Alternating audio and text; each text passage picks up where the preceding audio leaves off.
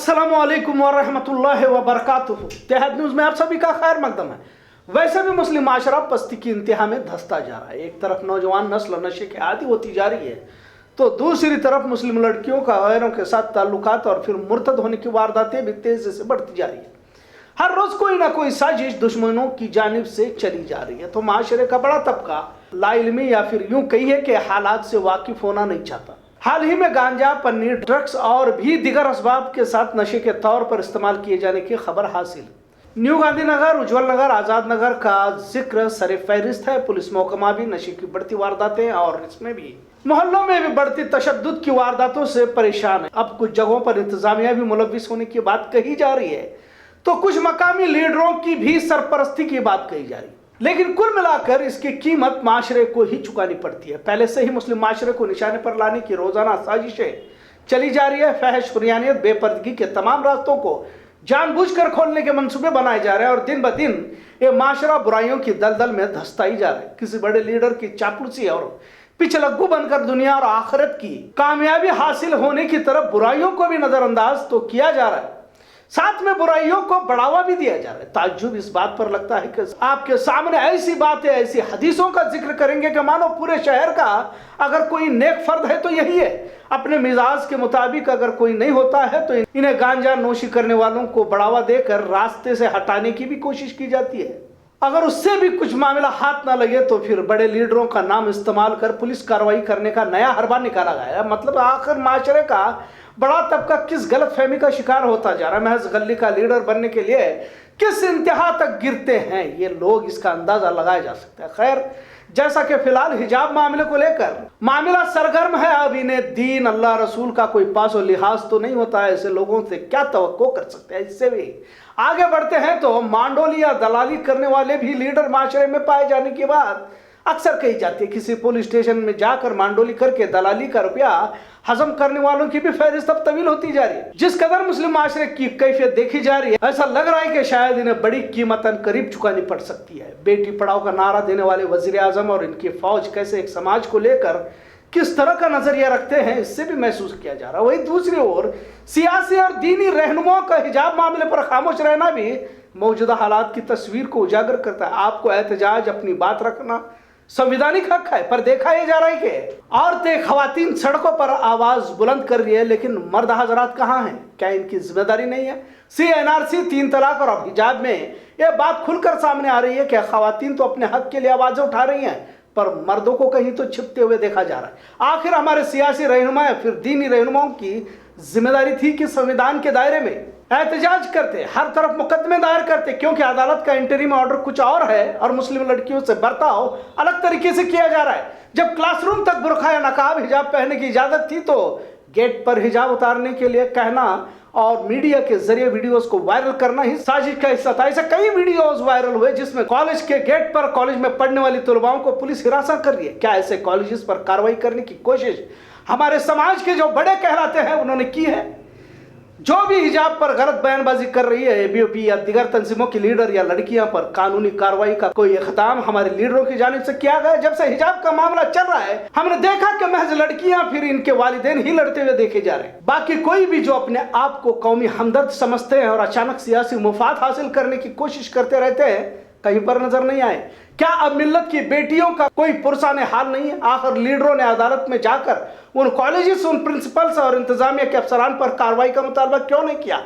मतलब हम भी तमाशाई बनने के आदी हो चुके हैं। अब जब मामला सुलझ जाता है तो इसका सेहरा बंधवाने के लिए कई दूल्हे खड़े हो जाते हैं। दूसरी तरफ उन लोगों से भी हमारा यह कहना है, उन लोगों से जो हिजाब के मामले को बड़ा चढ़ाकर पेश कर रहे हैं और एक साजिश के तहत इसको अंजाम देने की कोशिश कर रहे हैं, हिजाब या तालीम, इस तरह का सवाल ना करें, क्योंकि इसकी फिक्र तुम्हें करने की जरूरत नहीं है। आज भी इस माशरे में इतनी कुव्वत है कि हिजाब के साथ इन्हें पढ़ा लिखा सकते हैं। जब सैकड़ों हजारों मदरसे बिना किसी सरकारी ताउन के चला सकते हैं, तो क्या अपने तालीमी इदारे खड़ा नहीं कर सकते?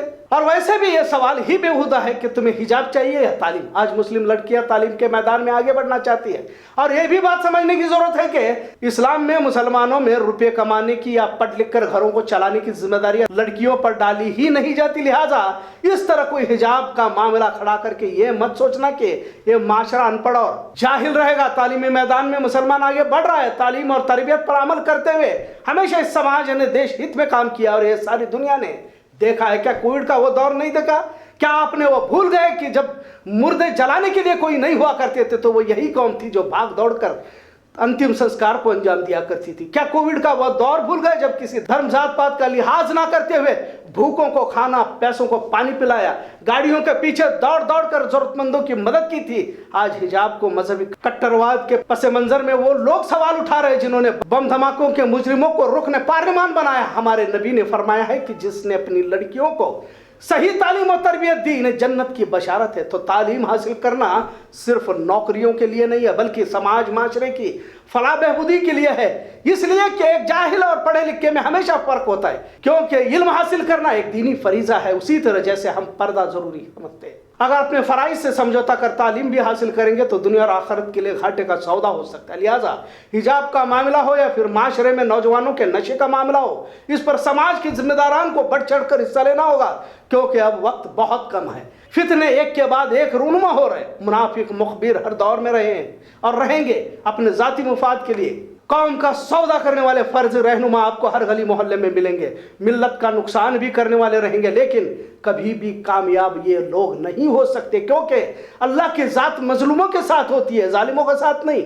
हाँ, वक्ती तौर पर कामयाब नजर आएंगे अपने जाती मुफाद के लिए। कभी सियासी लीडर, सियासी पार्टी या फिर किसी पुलिस अफसर के सामने फला शख्स को परेशान करने की भी बात कहकर वक्ती परेशानी का सबब जरूर बन सकते हैं, लेकिन जब आसमान वाले का फैसला आता है तो जिल्लत की मौत तक नसीब नहीं होती। लिहाजा माशरे की तमाम बुराइयों का महज तस्करा करने से बेहतर घरों से निकलकर संविधानिक दायरे में अपना हक पूछने की कोशिश करें। अगर गैर कानूनी तौर पर यह अदालत का फैसला कुछ है और फिरका परस्त के दबाव में कुछ और तरीके से मुस्लिम लड़कियों को हिरासा किया जा रहा है तो मुकदमे दायर करें, क्योंकि सवाल पूछना और इन पर मुकदमे दायर करना जिम्मेदारी है। देखा यह जा रहा है कि महज कॉलेज की तुलबाओं को ही लड़ते बहस करते देखा जा रहा है, लेकिन बड़े लीडर या जिम्मेदार कहीं पर नजर नहीं आ रहे। जिनके घर की बेटियां हैं वही वालिदैन नजर आ रहे। सरकार पर दबाव बनाने की कोशिश करे, वरना सियासी रहनुमा और मजहबी रहनुमाओं की खामोशी बहुत कुछ बयान करती है जो कौमी सतह पर नुकसानदेह है, और इसकी कीमत तमाम माशरे को चुकानी पड़ सकती है।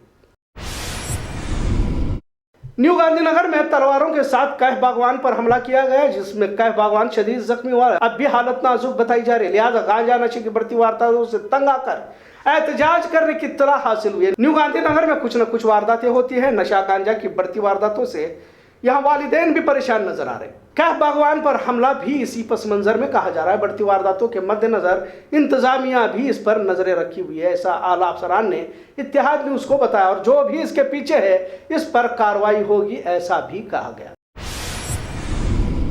बेंगलोर विधानसभा में सेशन हंगामे के दरमियान ही जारी है। ईश्वरप्पा ने भगवा परचम लाल किले पर फहराने की बात को लेकर ईश्वरप्पा के बयान पर कार्रवाई की मांग करते हुए दिन रात एहतजाज किया गया। तिरंगा परचम की जगह भगवा परचम लहराने की बात करना देश विरोधी है, और इस बयान पर जानबूझकर भाजपा की जानिब से खामोशी इख्तियार की जा रही है। मतलब एक छिपा एजेंडा इसके जरिए से जाहिर हो चुका है, और अभी इस पर कार्रवाई जरूरी है, ऐसा सिद्धरामैया ने कहा है। उन्होंने कहा कि ईश्वरप्पा महज एक मोहरा है, इसके पीछे आरएसएस है।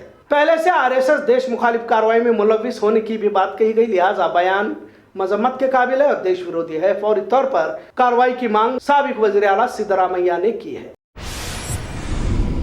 आज कसेगली में खतीब आजम फाउंडेशन की जानिब से मुफ्त मेडिकल कैंप का एहतमाम किया गया था, जिसमें cholesterol, haemoglobin, BP, sugar, thyroid के साथ दिगर अमराज का चेकअप मुफ्त में किया गया। इस वक्त बेलगाम शहर के मारूफ डॉक्टरों ने हिस्सा लिया, जिसमें मुजम्मिल बोमीन, डॉक्टर फैजान मालिकुंदरी, डॉक्टर नुजहत बेपारी, doctor Samiullah Nizami, doctor Amir Hamza, doctor ELISA Ahmadi और डॉक्टर गदग वाले मौजूद रहे।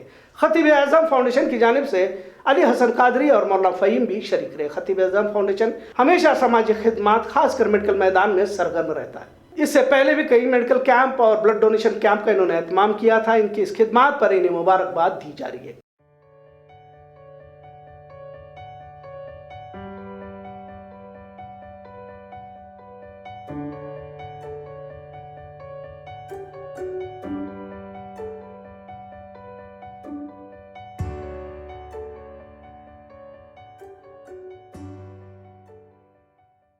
खतीब आजम फाउंडेशन की तरफ से मेडिकल कैंप होने जा रहा है।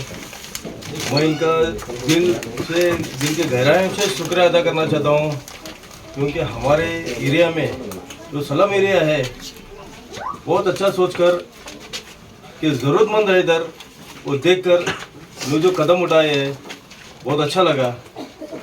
और साथ में जमातों को लेकर जो बकर जैसा जमात है इनका भी शुक्रिया अदा करता हूँ, और जो मौलाना है, जो कारपोरेटर्स है, और हमारे जो डॉक्टर सदरुद्दीन है, ये हमारे बहुत अच्छे दोस्त हैं, और इनको बहुत सारे मेडिकल कैंप के इनको बहुत एक्सपीरियंस भी है, और इनके गाइडलाइन में तुम काम कर रहे हैं, बहुत अच्छा लगा हमारे को। और ऐसे ही काम करते रहना, और जब भी ज़रूरत पड़ेंगे हम भी तुम्हारे साथ हैं, हमारे पूरी जमात भी साथ है, पूरे अवाम साथ में है। तुम आगे बढ़ो, ऐसे काम करते रहो, हम तुम्हारे साथ हैं। आज सहारा फाउंडेशन और मदनी स्पोर्ट्स क्लब के इश्तराक से मुफ्त मेडिकल कैंप का एहतमाम किया गया था। खबरों का सिलसिला यूं ही चलता रहेगा। देखते रहिए इत्तेहाद न्यूज़। शुक्रिया, अल्लाह हाफिज।